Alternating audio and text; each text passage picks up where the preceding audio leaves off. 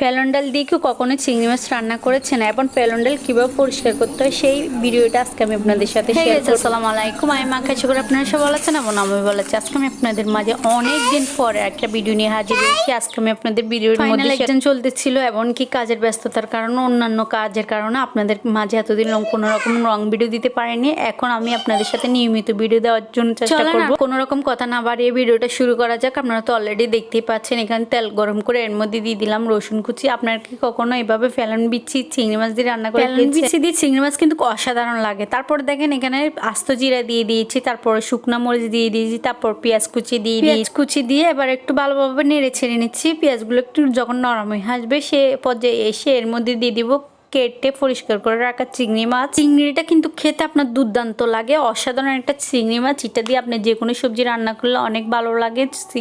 সত্যি কথা বলতে কি আমি কখনো ফেলন বিচি দিয়ে আপনার চিংড়ি মাছ রান্না করে খাই না, কিন্তু সেদিন খাওয়ার পরে এত যে ভালো লাগছে আপনাদেরকে বলে বোঝাইতে পারবো না। দেখেন রান্নাটা কিন্তু একদম সাধারণ, কোনো আহামরি কোনো মশলা বা আপনার আহামরি কোনো উপকরণ নেই, তারপর কিন্তু খেতে দুর্দান্ত হয়েছে। তারপর দেখেন এখানে দিয়ে দিলাম লবণ স্বাদ মতো। তারপর আপনার দিয়ে দিব এখানে আপনার হলুদের গুঁড়া পরিমাণ মতো, যতটুকু পরিমাণ লাগে। এখানে কিন্তু মশলাটা একটু কম লাগবে কারণ আপনার ডাল। তারপর মরিচের গুঁড়া দিয়ে দিলাম, আপনারা চাইলে নাও দিতে পারেন, আপনারা চাইলে কাঁচা মরিচ জালটা দিতে পারেন। তবে এখন বাসায় কাঁচা মরিচ ছিল না, তাই জন্য আপনার শুকনো মরিচটা দিয়েছি। আর এমন কাঁচামরিচটা শরীরের জন্য অনেক উপকারী। কাঁচামরিচের জালটা আপনার শরীরে কোনো রকম ক্ষতি হয় না। তারপর দেখেন মশলাগুলো যখন দিয়ে দেওয়ার পরে একটু নেড়ে ছেড়ে নিয়েছি। নেড়ে ছেড়ে নেওয়ার পরে এখানে দিয়ে দিব আপনার ডালটা তো আপনার আস্ত ছিল। এটাকে কি করেছে প্রথমে আপনার কড়াইয়ের মধ্যে টেলে নিয়ে তারপর একটা তক্তার মধ্যে একটু ভালোভাবে আস্তে আস্তে করে ডলা দিলে ডালটা পরিষ্কার হয়ে যায়। আমি আপনাদের কোনো ভিডিওর মধ্যে দেখাবো, আপনারা যদি বলেন তাহলে দেখাবো। তারপর দেখেন ডালটা একদম একটু পানির মধ্যে ভিজিয়ে রাখবেন, অনেকক্ষণ ধরে ভিজিয়ে রাখার পরে পরিষ্কার হয়ে যাবে। এখানে অনেকগুলো আস্ত আছে, কোনো সমস্যা নাই।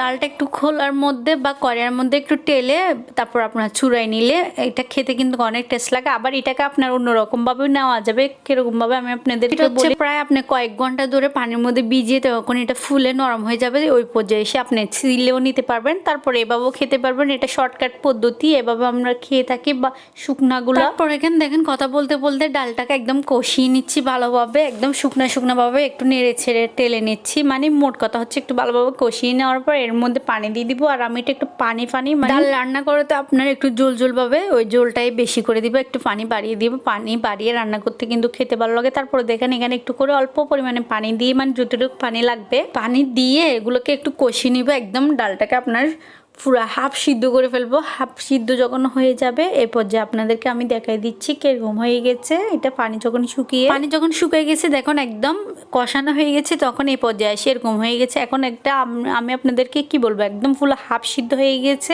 এই পর্যায়ে এসে একটু ভালোভাবে নেড়ে ছেড়ে নিচ্ছি মশলাগুলো যাতে সবকিছুর সাথে মিশে যায়। কিন্তু ডালটা দুর্দান্ত হয়েছে, আপনারা একবার বাসায় করে দেখবেন। তারপর দেখেন এখানে যখন এটা কষানো হয়ে গেছে এর মধ্যে এখন আমি পানি দিয়ে পর্যাপ্ত পরিমাণে পানি দিয়ে একদম নেড়ে ছেড়ে নিই। মোট কথা হচ্ছে আপনার যতটুকু জোল রাখবেন ডালের সাথে, যতটুকু পরিমাণে জোল রাখবেন অতটুকু পরিমাণে দিয়ে দিবেন। একটু লসা করে ডালটা অনেকভাবে খেতে ভালো লাগে। আপনাকে আমি বলি, আপনি যদি একদম শুকনাভাবে খেতে চান শুকনাভাবেও খেতে পারবেন, তবে এভাবে একটু পানি করে রাখলে খেতে ভালো লাগে। এত ইজি রান্না, কোনো রকমের আপনার বাড়তি উপকরণ নাই, কোনো কিছু বাহিরের মশলা নাই, একদম সাধারণ যে মশলাগুলো থাকে এগুলো দিয়ে রান্না করেছি। আপনারা সেম প্রসেস এভাবে রান্না করে দেখবেন কি যে খেতে ভালো লাগে। আমি আপনাদেরকে বলে বুঝতে পারবো না, নর্মালি খাবার যে এত মজা হয়। সত্যি বলতে ভিডিওটা অনেক আগে করা, তারপর এখন আবার দেখে আমার খেতে ইচ্ছে করতেছে।